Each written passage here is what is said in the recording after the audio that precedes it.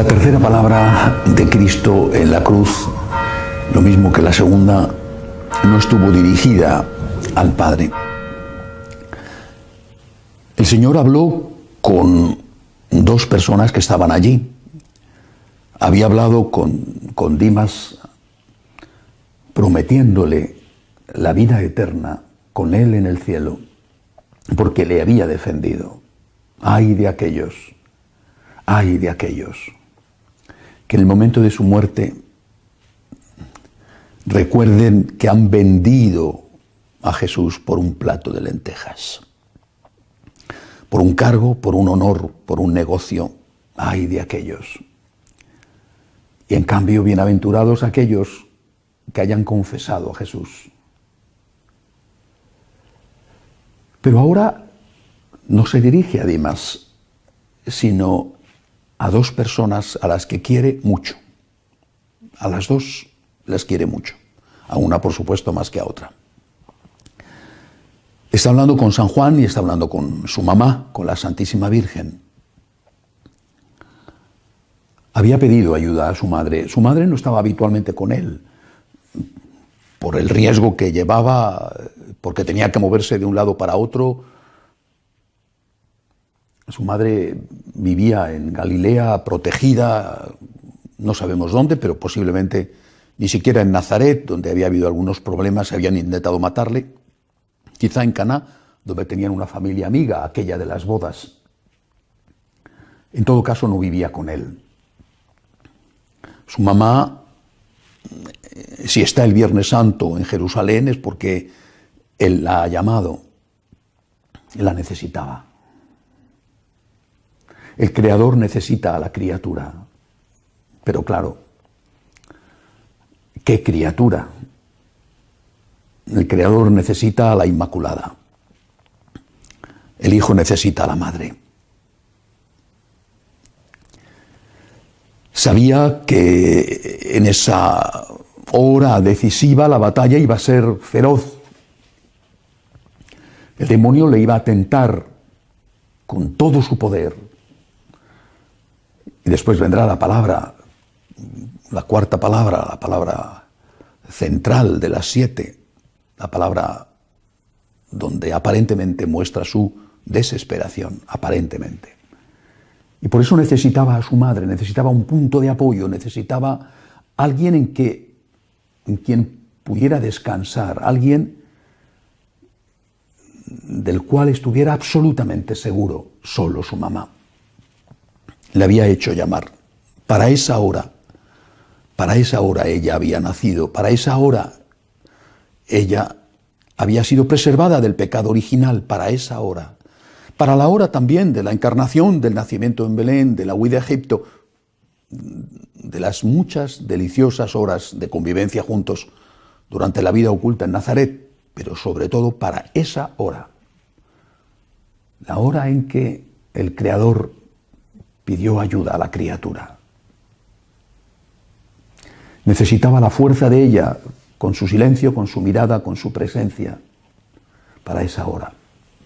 María estaba allí y dio la medida que se esperaba de ella. No gritó, no se desesperó, no insultó ni a los sayones que se mofaban de Cristo, ni pidió explicaciones al Padre. Era la esclava del Señor, lo tenía muy claro, muy asumido y no tenía por qué hacer preguntas. Pero sí quería apoyar a su hijo. Sabía que su hijo la necesitaba y estaba haciendo lo que su hijo necesitaba. Si ella se hubiera puesto a gritar, a desesperarse, a dar rienda suelta al inmenso dolor que había en su corazón, le hubiera hecho daño a su hijo. Estaba, como muchas veces hacen las madres, entera,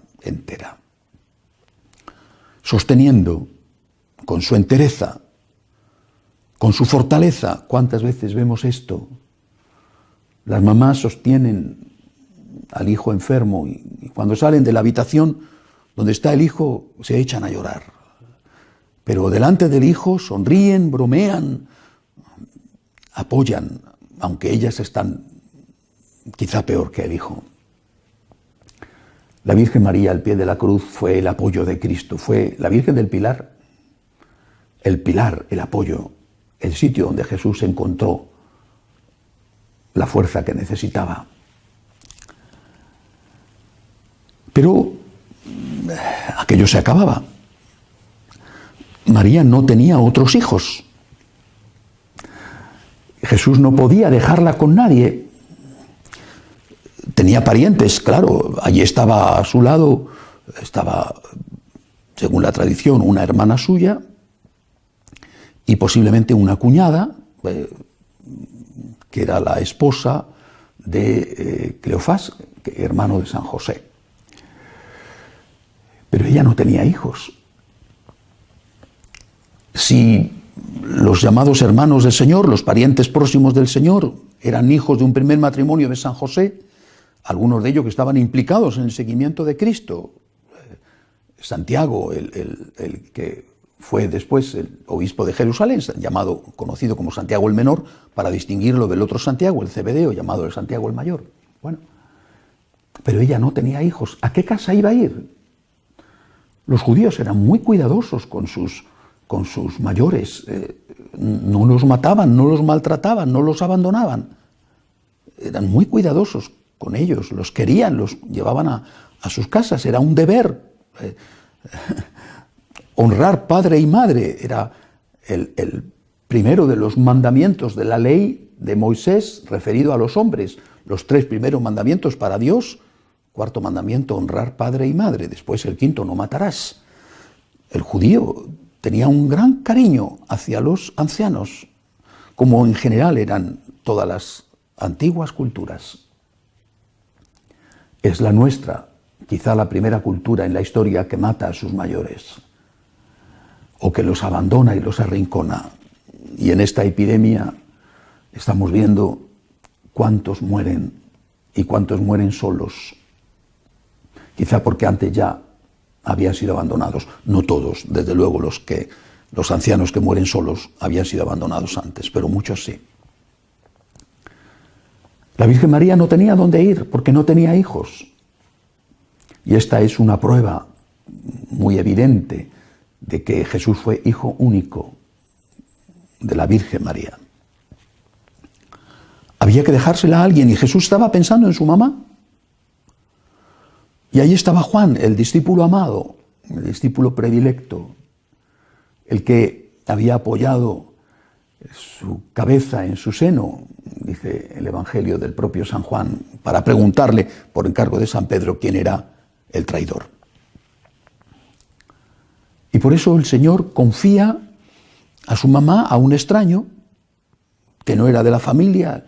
Algunas tradiciones dicen que era un pariente de segunda fila. Bueno, confía a su mamá a Juan, el discípulo virgen, el que no estaba casado, el que era más joven, el más querido. Le confía a su mamá. Piensa en su mamá, encargándole a Juan que cuide de ella, y piensa en Juan, en el discípulo querido, encargándole a la Virgen que cuide de él. Juan nos representa, yo creo que debería de representarnos a todos los católicos, pero desde luego a algunos, a esos que como un gran privilegio, lo mismo que fue un gran privilegio para Juan, hemos recibido el don de querer a la Virgen. Es una cuestión de corazón y de obras. Pero yo veo que, extrañamente, no todo el mundo experimenta ante María lo mismo. Es como si dentro de la Iglesia Católica, incluso dentro de personas que son buenas, santas, fieles, hubiera un sector más mariano, digamos, más mariano, incluso dentro de los santos. Todos han amado a Jesús, son santos, todos, y todos han amado a la Virgen. Pero para algunos era especial. Y en sus fundaciones han puesto a la Virgen, o en sus devociones han puesto a la Virgen, nunca en un lugar antes que Jesús, por supuesto, impensable en un católico eso, pero sí en un lugar muy destacado. ¿Cuántos un San Juan Bosco con el amor a María Auxiliadora, por ejemplo, un Marcelino Champagnat, el fundador de los maristas, tantos. Hay una especie de cuerpo místico de María, formada por aquellos que tienen esa relación especial con la Virgen. Es un don y es una responsabilidad.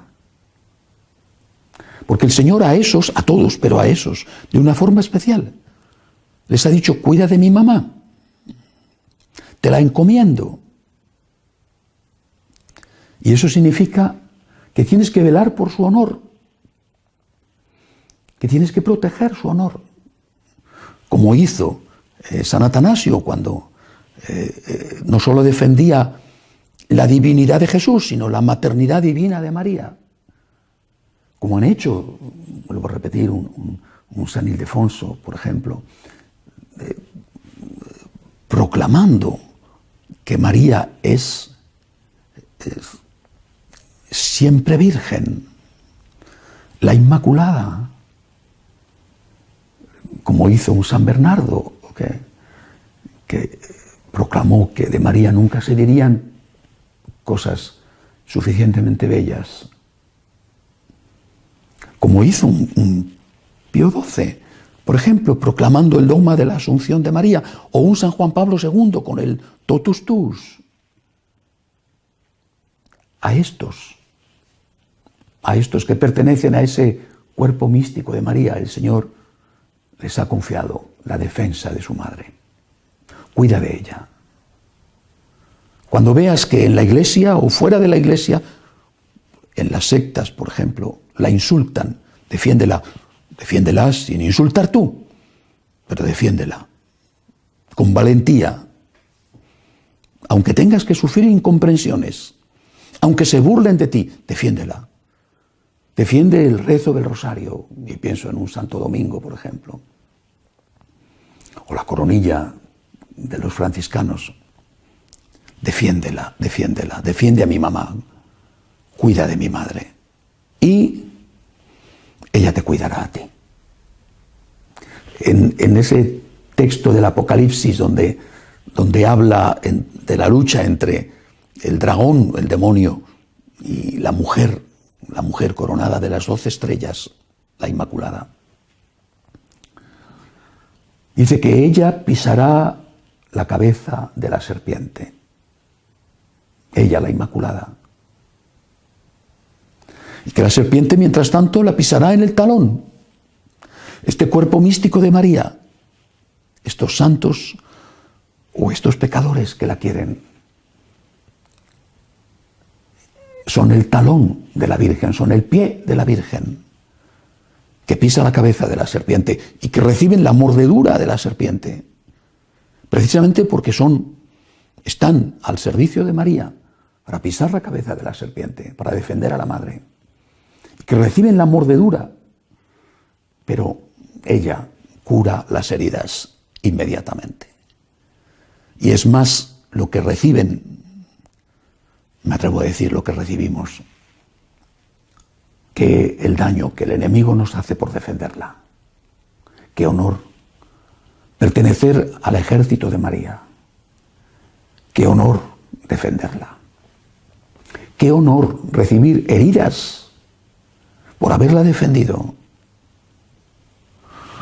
San Pedro recibió el gran encargo de ser el vicario de Cristo, de ser el que tenía que confirmar en la fe a los discípulos del Señor, de ser el pastor supremo de la Iglesia. Pero San Juan recibió el gran regalo de ser el que cuidaba de la Virgen, el que vivió con ella hasta que llegó el momento de la Asunción al cielo. Si el primer encargo el de San Pedro fue difícil de cumplir, el de San Juan seguro que tuvo sus dificultades, pero fue dulce, venturoso. Ahora bien, ese encargo no consistió solo en defender a la Virgen, su honor, sino también en no hacerla daño. Porque si decimos que queremos a María, lo mismo que cuando decimos que queremos a Jesús, y después le hacemos daño con nuestras obras. Podemos decir, he defendido la virginidad de María, he defendido su honor, he defendido sus privilegios, pero he pecado ofendiendo a Dios y por lo tanto indirectamente ofendiéndole a ella. Así que los que aman a María, los que amamos a María, no solamente tenemos que defenderla, sino también tenemos que intentar no hacerla daño con nuestros pecados. Nuestra responsabilidad es aún mayor. Que Dios y que ella nos perdonen por no haber sido capaces no solo de defenderla como debíamos, sino de no hacerla sufrir como lo hemos hecho cada vez que hemos cometido un pecado. Pero volviendo a la imagen del moribundo en la UCI y la enfermera que recoge sus últimas palabras. Ese moribundo dice, quizá es un abuelito, pero que deja a su esposa todavía, va a vivir su esposa, y también es una abuelita, es una anciana. Le dice a la enfermera, dile a mis hijos que cuiden de su mamá, que cuiden de su mamá. No hace mucho, antes de que estallara esta epidemia, un feligrés de la parroquia de Madrid fallecía, una persona querida que había tenido con él muchas conversaciones sobre la fe y que estaba muy, muy preocupado por sus hijos, casi todos ellos alejados. Y quedaba su esposa viuda, no estaban con un problema económico de ninguna manera, pero quedaba la esposa viuda y después vino a verme la esposa con un hijo y con un nieto. Y recuerdo que les dije al hijo y al nieto, tenéis un gran tesoro que cuidar. A la mamá, a la abuelita, tenéis un gran tesoro que cuidar. Y cuando el abuelo está ahí en el hospital muriendo, le dice a la enfermera, por favor, dile a mis hijos que cuiden de mi esposa, que cuiden de la mamá, que cuiden de la abuelita. Porque quizá los hijos van a pensar que nos toca de la herencia, cómo repartimos la casa, si es que hay algo que repartir. Y no se dan cuenta de que el verdadero tesoro es la abuelita que queda allí, que pierde a su compañero de la vida, que pierde a aquel con el que se ha peleado seguramente muchas veces, pero del que se enamoró un día, que ha estado a su lado todo el tiempo y que ahora se le va y se queda sola, sí, con los hijos, con los nietos, pero que va a necesitar mucho cariño para llenar ese agujero, ese vacío. Así que eso que dice el moribundo a la enfermera y que la enfermera transmite, mira, me ha dicho antes de morir que cuidarais de la abuelita, de la mamá, que no la dejarais sola, que tuvierais paciencia con ella, que ya sabemos que es gruñona, que ya sabemos que está muy mayor, que ya sabemos, sí, pero es la abuelita. Eso es lo que nos dice Jesús, eso es lo que le dijo Jesús a San Juan. Cuida de la abuelita, porque la Virgen era la abuelita de San Juan, no porque San Juan fuera hijo físico de Jesús, pero sí era el hijo espiritual, era la abuelita. Cuida de ella, ella cuidará de ti. Hoy el Señor en esta pandemia nos está diciendo que cuidemos de nuestros mayores. Muchos están muriendo solos. Y seguramente no es culpa de nadie, pero en otros casos sí, hay países, pienso en Bélgica, Holanda, donde están diciendo ya abiertamente, no traigáis a los viejos a los hospitales. Que mueran en sus casas, sedados, con la eutanasia allí está aprobado. En España, por ejemplo, los días previos al estallido de la pandemia, el gobierno socialista, comunista, estaba ya planteando la ley de la eutanasia. Ahora les van a quedar unos cuantos menos a los que matar.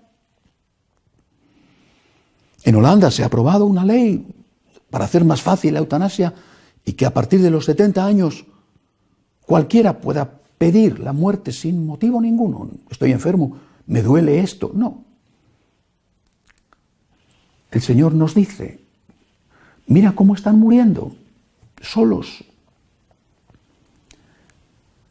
Cuida de ellos, son un tesoro, cuida de ellos. Sí, ya sabemos, generan mucho gasto social porque tienen que ir muchas veces al médico, hay que pagar las pensiones. Y también, pues sí, ya lo sabemos, son incómodos, han perdido a veces la cabeza o su enfermedad requiere un sacrificio para atenderles, no solamente económico, ya lo sabemos. Cuida de ellos, cuida de ellos. Esa escena de Jesús muriendo, que se preocupa de su mamá anciana y que le encarga a su discípulo predilecto que cuide de ella, y a ella, a la Inmaculada, le encarga que cuide de él, que cuide de nosotros. Es una escena que hoy tiene un sentido distinto y más auténtico. A nosotros nos dice, cuida de María, defiéndela, defiende su honor. No la hagas daño con tus pecados, porque todo lo que a mí me ofende o ofende a un hermano tuyo, a ella le hace daño. Pero también nos dice, en este momento concreto de la historia, cuida de las personas mayores. No permitas que las maten con la eutanasia, porque la eutanasia la van a dar a veces sin pedirlo el enfermo o el anciano, y otras veces a base de hacer la vida imposible al anciano y al enfermo, cargarle con pesos en su conciencia, por culpa tuya, no estamos disfrutando de la vida. Tú fíjate la carga que supones para nosotros, ¿por qué no pides que te maten? O así, mira, estamos con un problema económico y si te mueres podemos repartirnos la herencia. O eres una carga para el Estado que está en una gran deuda y si tú te mueres, pues ya el Estado tiene que pagar menos pensiones. En esta hora concreta de la historia el Señor nos dice lo que le dijo a San Juan: cuida de las personas mayores, ten paciencia con ellos. Un día tú serás mayor. Un día tú querrás seguir viviendo y querrás recibir cariño, atenciones médicas, querrás recibir el fruto de tu trabajo de toda la vida. Y para que tú puedas recibirlo un día, tienes que darlo hoy. Cuida de las personas mayores. Repito, en este Viernes Santo, de la Semana Santa de la peste, en esta hora tan extraña, donde tantos ancianos están muriendo, donde quizá alguno de los tuyos está en riesgo de morir o ha muerto, defiende a los mayores, defiende a los enfermos. No cedas ante la tentación de deshacerte del que es incómodo, del que molesta. Escucha la palabra de Jesús dirigida a San Juan. Ahí tienes a tu madre. Escucha la palabra del moribundo que te transmite la enfermera como casi el último mensaje de ese ser querido. Cuida a tu mamá, cuida a tu papá anciano, cuida al enfermo. Un día tú necesitarás que te cuiden a ti también.